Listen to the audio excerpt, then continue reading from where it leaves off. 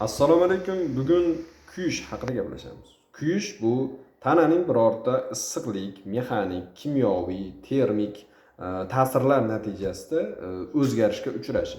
Kuyishning 4 ta turi farqlanadi. Birinchi turi faqat terining eng yuzaq qismi o'z kuyadi. Bunga ya'ni qanday bo'ladi? Qizarish, og'riq bilan kechadi. Misol uchun bug' bilan yoki yengil issiqlik bilan kuyish. Ikkinchi darajali kuyishda esa pufakchalar paydo bo'ladi va ichida tiniq suyuqlik mavjud bo'lib qoladi.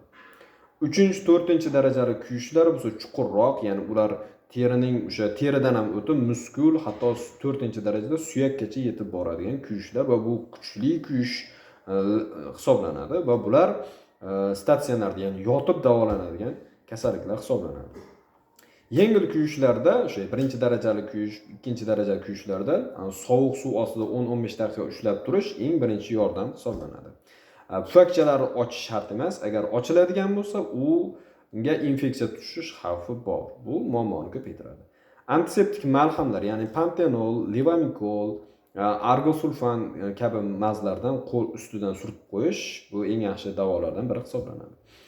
Kuygan joyda shu toza bog'lam bilan yopish kerak, lekin siqib bog'lamaslik kerak. Chunki u xuddi shu narsa birinchi yordam hisoblanadi.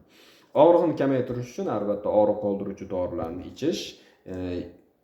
ichish, keng yoki yuza kuyishlarda shu suvsizlanish xavfi bo'ladigan bo'lsa, ko'proq miqdorda suv ichish yoki o'sha qon tomir orqali suyuqliklarni yuborish yomon asoratlarni oldini olishga asos bo'lib beradi.